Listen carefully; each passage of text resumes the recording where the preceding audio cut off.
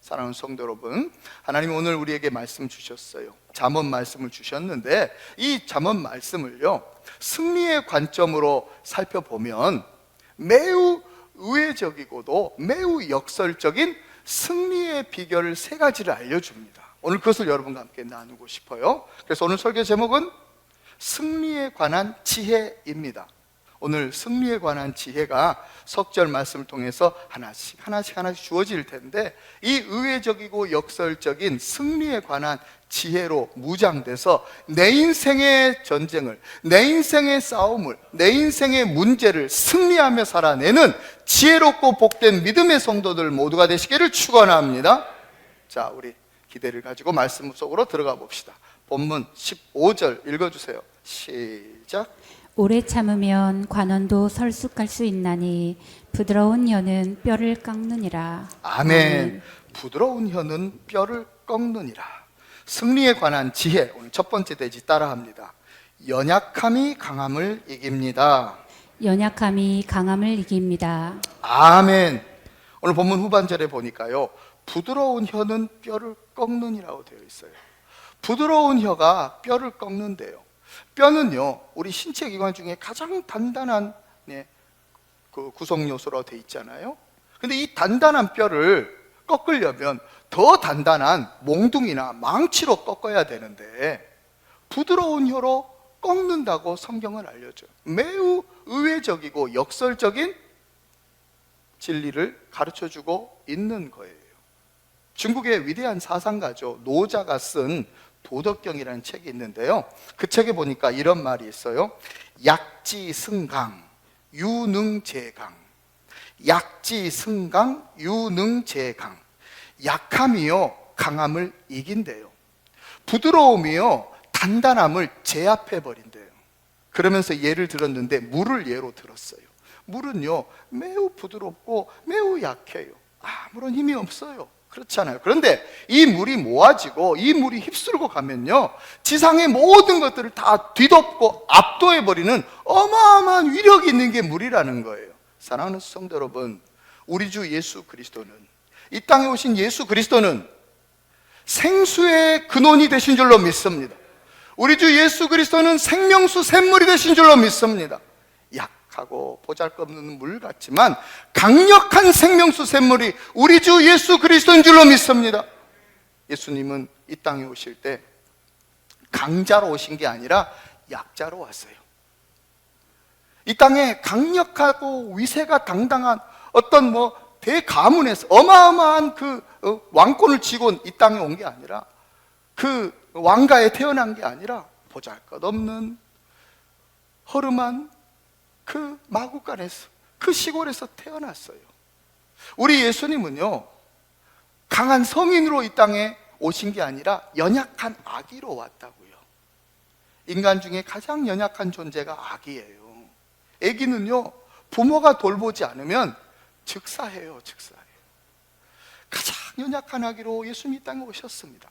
첫 번째 아담은요 강력한 성인으로 이 땅에 왔어요. 아담은요 아기를 경험해 본 적이 없어요. 청소년 시기를 경험한 적이 없어요. 아담은 처음부터 성인이었어요. 그런데 그 아담은요 마귀에게 패배하고 말아요.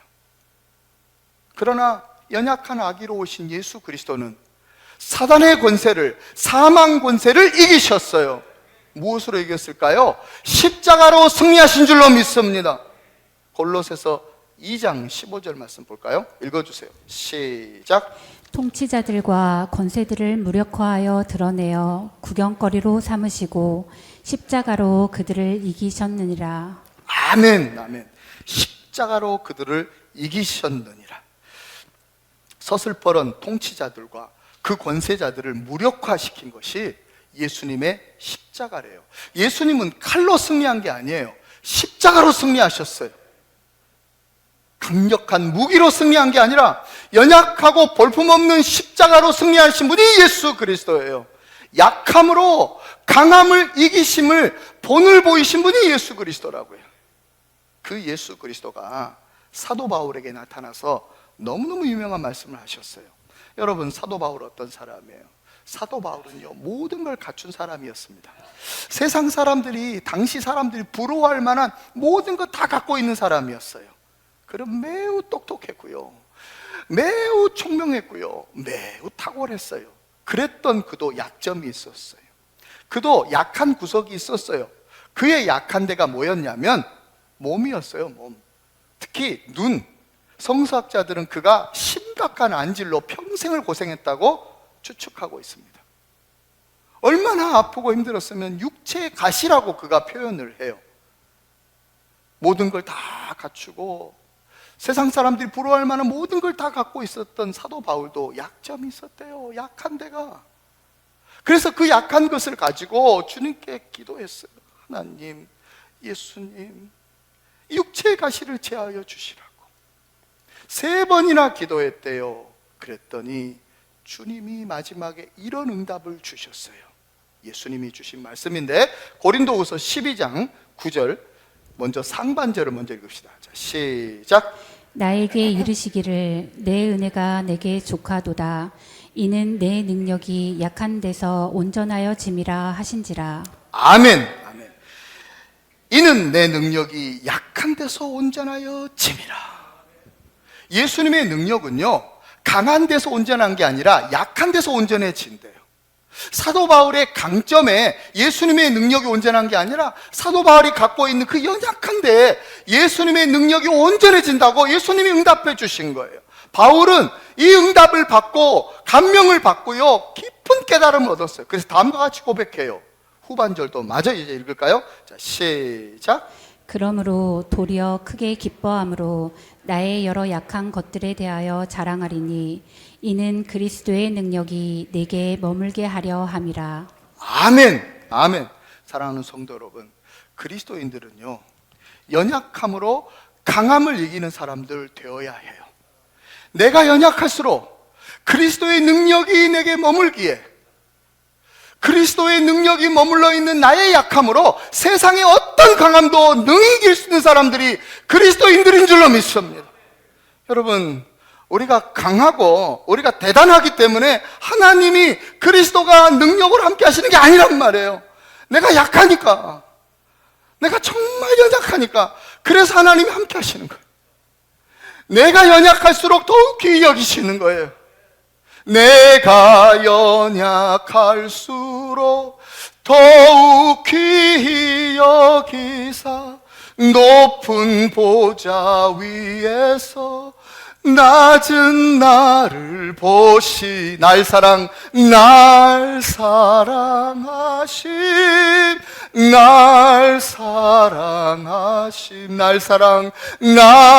사랑하. 성경에 쓰였네. 성경에 쓰였네.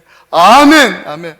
우리가 연약할수록 더욱 귀히 여기시고, 우리가 연약할수록 그리스도의 능력이 내게 머물기에, 내게 머물러 있는 그 능력, 나의 이 약함은 약함이 아니라 그리스도의 능력이 머물러 있다는 사실을 믿으시고, 이 믿음 가지고 세상의 어떤 강함도 그리스도의 능력으로 승리해내는 지혜롭고 복된 성도들, 우리 모두가 되기를 축원합니다. 두 번째는요, 그 다음 절 읽읍시다. 시작. 꿀을 보거든 조카리만큼 먹으라. 과식함으로 토할까 두려우니라. 아멘. 너는 꿀을 보거든 조카리만큼 먹으라. 과식함으로 토할까 두려우니라. 자, 승리에 관한 지혜 두 번째 대지 따라합니다. 부족함이 과함을 이깁니다. 부족함이 과함을 이깁니다. 본문에 보니까 너는 꿀을 보거든 조카리만큼 먹으라고 해요. 이 말씀은요, 사실 반어법이에요. 너가 조카리만큼, 만족하리만큼 먹으면 안 된다는 거예요. 만족하리만큼 먹지 말고 부족하리만큼 먹으라, 이 말인 거예요. 왜냐하면 만족하리만큼 먹으면 과식하게 되고 결국 토하게 된다고 알려줘요. 오늘 보면 조금 너머에 있는 27절도 그 말을 증명해요. 자, 27절 시작. 꿀을 많이 먹는 것이 좋지 못하고 자기의 영예를 구하는 것이 헛되니라. 아멘. 꿀을 많이 먹는 것이 좋지 못하고, 꿀은요, 많이 먹으면 안 좋대요, 몸에. 꿀은요, 적게 먹어야, 적당히 먹어야 몸에 좋은 거예요. 많이 먹으면 오히려 몸에 해롭게 되는 거예요. 적게, 적당히, 좀 부족하리만큼 먹어야 몸에 좋은 거예요. 사람의 몸을 잘 연구하고 또 건강에 또 일가견이 있는 그런 분들이 뭔 말을 하냐면요, 사실 사람의 몸에는 소식이 좋다는 말을 해요. 소식이 좋대요. 과식은 몸에 좋지 않고 소식이 좋대요. 적게 먹어야 몸에 좋대요. 일일 일식하는 분들이 있어요. 그래서 일일 일식을 하면요, 건강해지고 젊어지고 다이어트도 되고 너무너무 좋다고 그렇게 주장하는 사람들도 있어요. 적게 먹는 게 좋대요. 부족하리만큼 먹는 게 좋대요. 부족함이 주는 유익이 있어요. 부족함이 주는 유익이 있어요. 모자람이 주는 은혜가 있고요, 결핍함이 주는 은총이 있어요. 오늘 우리가 두 번째로 깨달아야 할 승리에 관한 역설의 지혜는 뭐냐면요, 부족함이 과함을 이기는 지혜예요. 부족함이 과함을 이기는 너무나 유명하고 모두가 아는 예화가 있어요. 그게 뭐냐면 토끼와 거북이 이야기입니다. 토끼와 거북이가 달리기 시합을 했대요. 토끼는요, 달리기에 최적화된 동물이에요. 한 번 뛰면 엄청나게 달릴 수가 있는 이 달리기의 능력이 과도하리만큼 가득한 동물이 토끼예요. 근데 그에 비하여 거북이는요, 느려 터졌어요. 달리는데 젬병이에요. 너무 부족해요. 달리는데 너무너무 모자라요. 그런데 경기에서 누가 이겼어요? 거북이가 이겼어요. 토끼가 졌어요. 어떻게 해요? 어떻게 진 걸까요? 토끼는요, 자신을 과신했어요. 토끼는요, 자만했어요. 토끼는요, 방심했어요. 왜요? 과도한 자신의 능력 때문에. 그래서 진 거예요. 그러나 거북이는요, 성실했어요. 꾸준했어요. 쉬지 않고 졸지 않고 열심히 달려서. 왜요? 부족하니까. 실력이 부족하고 능력이 모자라니까 쉬지 않고 열심히 꾸준히 달렸던 거예요. 부족함이 과함을 이기는 이 역설의 지혜를 이솝이 알려주는 토끼와 거북이의 이야기가 증명해요. 그런데 세상 사람들은요, 이걸 안 믿어요. 그건 동화 속에나 있는 이야기고 현실은 그렇지 않다라고 생각해요. 현실은 과함이 부족함을 이긴다고 생각해요. 부족함은 절대로 과함을 이길 수 없다고, 더 많이 가져야 되고 더 많이 취해야 되고 더 많은 것을 얻어야 된다고 그렇게 맹신하면서 종용해요. 우리에게 그렇게 가르치려고 해요. 그러나 성경은 달라요. 성경은 그렇게 말하지 않아요. 성경 속 위인들을 달랐어요. 그들은요, 부족했기에 승리했고요, 모자랐기에 기적을 체험한 사람들이 그들이에요. 여러분, 다윗을 잘 생각해봐요. 다윗이 골리앗 앞에 섰을 때 생각해봐요. 골리앗은 육척 장수였어요. 거인이었다고요. 전쟁의 신이라고 불릴 만큼 어마어마한 능력으로, 과도한 능력, 너무너무 키도 컸고요, 너무너무 육중했고요, 과도하리만큼 어마어마한 것을 지니고 있었던 사람이 골리앗이었어요. 그는 경력도 탁월했고요, 능력도 뛰어났고요, 그는 기골도 창대했어요. 거기에 비하면 다윗은요, 소년 다윗이었어요. 아직 미성년자라고요. 경험도 부족하고 경력도 부족하고 훈련도 부족했던 사람이 다윗이었어요. 그런데 누가 이겨요? 다윗이 이겼어요. 어떻게 이겼을까요? 다윗은 자신이 부족했기 때문에 만군의 여호와의 이름을 의지하여 승리한 줄로 믿습니다. 부족하면 하나님 의지하게 되어요. 하나님 의지하면 승리하는 줄로 믿습니다. 그러나 과도하면요, 과하고 넉넉하고 풍족하면요, 하나님 의지 안 해요. 하나님 의지하지 않고 자신이 가진 것 의지해요.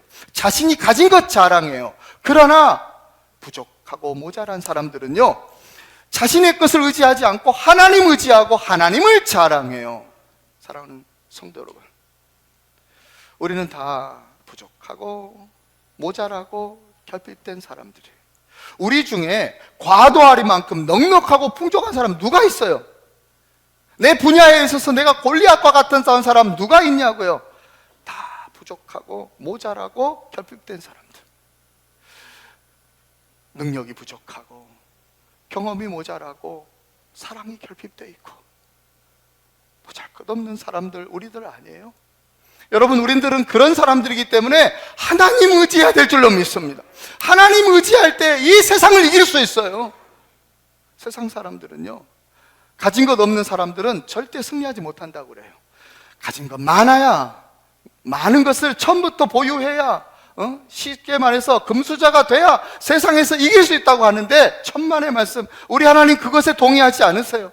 우리는 부족하고 우리는 모자라고 우리는 연약하기 때문에 하나님 의지하게 되어 있어요. 하나님 의지하는 자는 반드시 승리할 줄로 믿습니다. 성경의 위인들이 그거를 알려주고 있고, 오늘 시편도 오늘 잠언도 동일하게 우리에게 알려주고 있어요.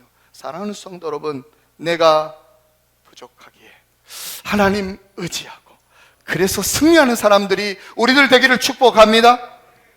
또한 우리가 모자라기에 우리는 기도해야 합니다. 기도하면 하나님의 기적을 경험할 수가 있습니다. 오병이어의 기적이 그런 사건 아니겠어요? 먹을 게 모자랐어요. 사람들은 많은데 먹을 게 모자랐다고요. 그때 작은 소년이 드린 보리떡 5개, 물고기 2마리, 그 보잘것없는 그 적은 것 위에 예수님이 축복 기도해요. 예수님이 축사하시고 축복 기도하자 5,000명이 먹고 12광주리가 남는 기적의 역사가 일어났어요. 사랑하는 여러분, 우리가 모자라면 하나님께 기도하게 되고, 기도하면 기적을 경험하는 주인공이 되어질 줄로 믿습니다. 오늘 밤은 그 기적을 경험하는 밤 될 줄로 믿습니다. 하나님께 기도했더니 하나님이 역전시켜 주시고 하나님이 승리케 해주시고 하나님이 기적을 주셨다고 경험하는 주인공들이 우리들 되기를 축원합니다. 마지막 3번째는요, 자, 그 다음 절 17절 시작. 너는 이웃집에 자주 다니지 말라. 그가 너를 싫어하며 미워할까 두려우니라. 아멘. 승리에 관한 지혜 3번째 되시 따라합니다. 결정적 한 번이 빈번을 이깁니다. 결정적 한 번이 빈번을 이깁니다. 아멘. 너는 이웃집에 자주 다니지 말라. 그가 너를 싫어하며 미워할까 두려우니라. 이웃집에 친해지려고 이제 방문하는 건 좋은데요, 너무 빈번히 방문하는 것은 아니라는 거예요. 너무 빈번히 방문하게 되면 오히려 사생활을 침해하게 되고, 친해지려고 했는데 친해지는 게 아니라 오히려 관계가 악화될 수 있다고 경고하고 있는 말씀인 거죠. 빈번하게 찾아가는 거, 빈번이 결국 좋은 게 아니에요. 빈번보다 더 중요한 게 있어요. 그것은 결정적 한 번이에요.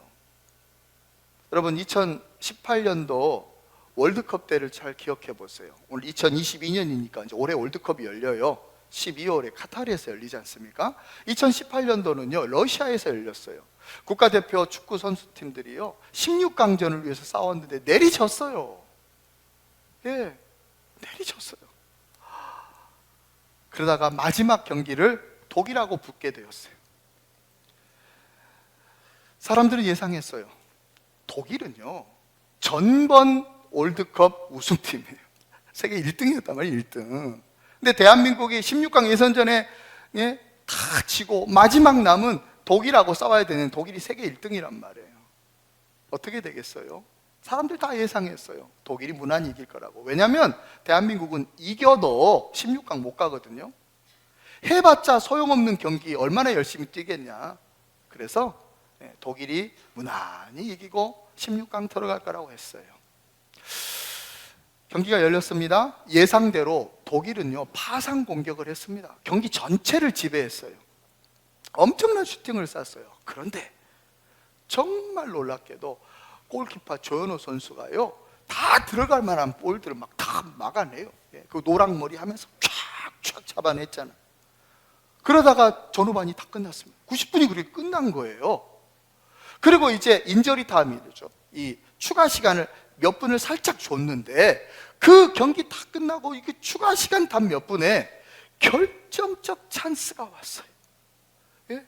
상대 골문 앞에 공이 이 우리나라 수비 선수인 김영권 선수가 어떻게 골문 앞에까지 갔는지 모르겠는데요. 볼이 오니까 발로 촥 차가지고 골문을 흔들었단 말이에요. 4년 전 이야기라고 흥분도 안 하시는 거 보세요. 와, 우리가 독일에게 골을 먼저 넣은 거 아니에요. 독일이요, 한 골 먹고 나니까 완전히 멘붕에 빠져버렸죠. 왜냐하면 비기면 자기들은 이제 16강 들어가는데 지면요 탈락이거든요. 그래서 골키퍼까지 총동원해서 이제 몇 분, 단 1, 2분 남은 시간에 공격해내려고 그냥 발버둥을 쳤어요. 자, 골키퍼가 공격에 왔어요. 그러면 골문이 비었잖아요. 그 골문이 비어있는 그 순간을 손흥민 선수가 놓치지 않고 50m를 전력 질주해서 달려가지고 추가골 하나를 더 넣어버려요. 2대 0으로 이겼단 말이에요. 그래서 박수 안 쳐도 됩니다. 자, 2대 0으로 이겼어요. 대한민국이 세계 1등 독일을 무너뜨렸던 거예요. 계속 16강 예선전에서 지고 또 지고 또 지고 했는데 마지막 경기에서 세계 1등을 이겼단 말이에요. 결정적 한 방이 대한민국에 있었어요. 물론 16강에는 못 들어갔지만 마지막 이기고 돌아왔어요. 국민들이요, 이기고 돌아온 마지막 독일을 물리치고 돌아온 우리 국가대표팀한테 왜 16강 못 들어갔냐고 나무란 사람 아무도 없었어요. 잘했다고, 졌지만 잘 싸웠다고 박수 쳐주고 그랬어요. 사랑하는 성도 여러분, 내 인생에 실패하고 또 실패하고 지고 또 지고 또 속고 또 속고 또 무너지고 또 무너진다고 해도 절대로 포기하거나 낙심하지 마세요. 끝날 때까지 끝난 게 아니에요.